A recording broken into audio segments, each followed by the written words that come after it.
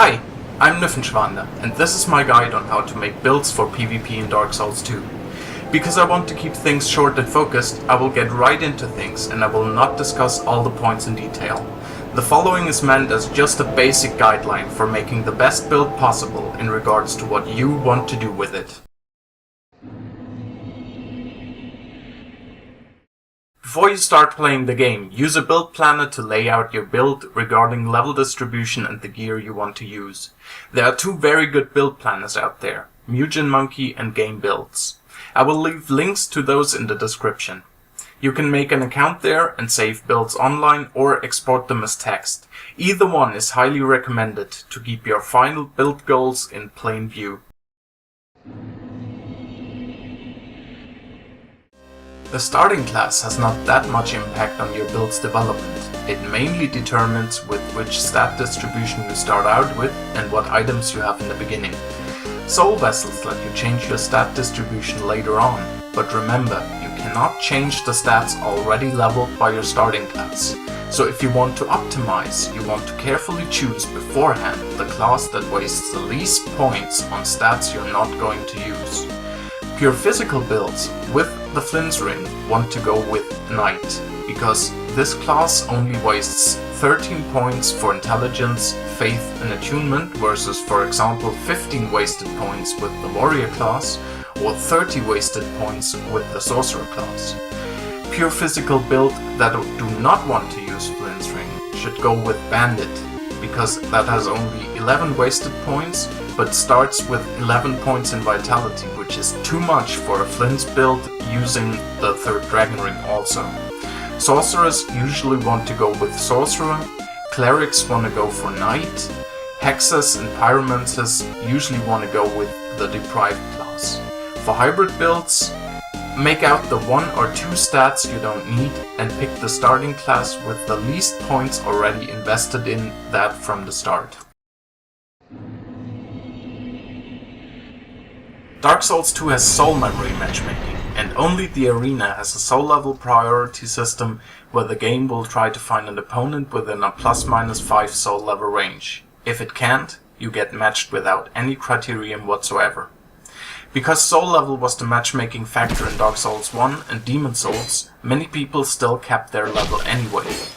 Soul level 150 is the established soul level cap, or meta, for organized PvP. It is also the point where most builds can be completed if they are kept pure, meaning pure strength or pure dex for example, and optimized. If you want to do organized PvP or play mainly in the arena, soul level 150 is the way to go. If you want to do invasions and random duels, however, soul memory tier 36 is the optimal point in my experience, because of widening tier ranges, meaning you have a big pool of players. You might want to level to around soul level 175 to 200 to keep up with other players in the soul memory tiers you can reach there. Especially for invasions and random duels, as well as consistent co-op at certain soul memory tiers, the AGAPE ring is your most important tool. This ring is sold by NPC Strait of Alaphis for 5,000 souls after you have acquired a soul memory of 30,000 souls and of course depetrified him with the fragrant branch of yore. It prevents you from gaining souls from any source and thus allows you to freeze your soul memory indefinitely as long as you wear it. As soon as you have reached your desired soul level and soul memory tier and you have purchased and upgraded all the gear you want, slap it on and never take it off again unless you're in the arena where you don't gain souls anyway. For optimal results, you should know the soft caps of your character's attributes, meaning the point where investing more points would result in a disproportionately low bang for your buck. Vigor, hit points. 2 soft caps at 20 and 50. Up to 20 vigor, you gain 30 HP. From 21 to 50, you gain 20 HP. After 50, you get only a few HP per level. My recommendation, shoot for 40 to 50 in vigor. Endurance, stamina. 1 soft cap at 20. Up to 20, you gain 2 stamina points. From 21, you get only 1 point. My recommendation, 20 or more. If you have points to spare and don't need them anywhere else, dump them here. Vitality. Maximum equip burden. 3 soft caps at 29, 49 and 69. You get 1.5 units of maximum equipment load up to 29, 1 up to 49, 0.5 up to 69 and then 0.5 from then on every 2 levels. My recommendation: if you use Flynn's ring, bring vitality to 9 with the 3rd dragon ring, which increases your equipment burden among other things, or go 14 without the 3rd dragon ring for optimal results. If you don't want to use Flynn's ring, level your vitality sufficiently high to stay under 70% equipment load for fast rolls, or even better, to stay under 50% equipment load for a longer roll distance and an increased stamina regeneration rate. Attunement. Spell slots. No soft caps per se. You gain slots at 10, 13, 16, 20, 25, 30, 40, 50, 60 and 75 attunement. At 50, 26, 32, 38, 43, 49, 48, 79 and 94 attunement, you get increased spell casts depending on the kind of spell you want to use. Leveling attunement also increases your casting speed and agility. My recommendation: level this as high as the number of spell slots you need.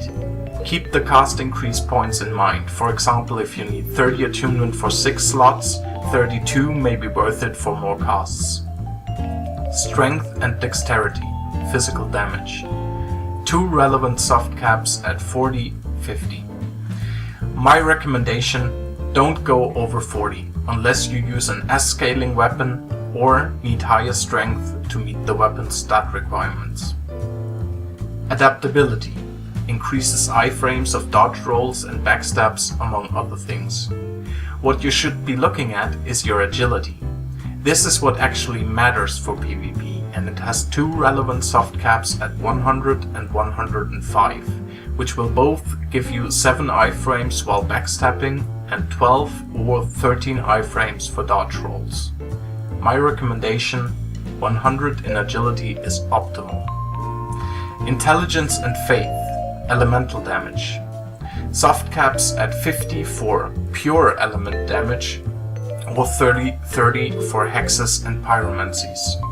The damage of spells is determined by the respective attack bonus you have in that element, as well as its internal multiplier. Going over the soft cap is not recommended. You should instead spice down spells with stat requirements above the soft cap. Beware though that the hex affinity gets less orbs when you spice down intelligence. The duration of buffs like Sacred Oath or Dark Weapon is significantly reduced when you spice them down below their requirements. Honestly, just use what you like, what looks good and what you feel comfortable with. This game has more than enough players running around with the optimal armor combination and the best weapons. On the other hand, don't be ashamed to use what's in the game. If you like it, you like it. If you're having fun with it, you're having fun. Don't take other people judging you for your gear choice seriously and their remarks personally. Props to you though if you choose gear that is underused, because that makes PvP for all of us more varied, exciting and fun. There are just too many rings in the game to cover all of them. Just let me tell you that the Ring of Steel Protection is a waste of a ring slot and a bit of a noob trap. The blue Tearstone ring is a far better defensive option. For any physical damage build, I highly recommend the combination of Flynn's ring and Ring of Blades. The poise and defense you gain by sacrificing Flynn's ring for more vitality does not make up for the damage lost in most cases. Also, keep in mind that Flynn's ring gives its full damage bonus even on infused weapons. Also, the clutch rings, like Dark Clutch ring for example, give just a slight boost to your casting tool on paper, but have a much bigger impact on your spell damage than you think. If you invade or duel as a summon, you will run into chugging hosts. This is a given. Instead of sending them hate mail for it, which is dumb and childish, or getting mad about it, which is pointless, counter heal. Even a pure physical damage melee build should have at least one slot for a healing spell. The Pyromancy Warmth is a good option because it doesn't need any stat investment apart from 10 in attunement. Its downside, however, is that it heals you slowly and it heals everyone who stands close. Heal Miracles are your other option. They need some points in Faith and they heal you for less HP when you spice them down, but they heal only you and they do so relatively quickly. Great Heal Excerpt is actually my recommendation, since you need only 14 in Faith to use it. It casts quickly and with a standing cast animation, and it heals you for a lot. You get only one cast per slot, so 2 or 3 slots are recommended. I hope this video helps to not only optimize your build in the end, but also to feel confident in your decisions in the beginning without having to worry that maybe you made a mistake initially. Have fun, and I hope to see you in battle soon.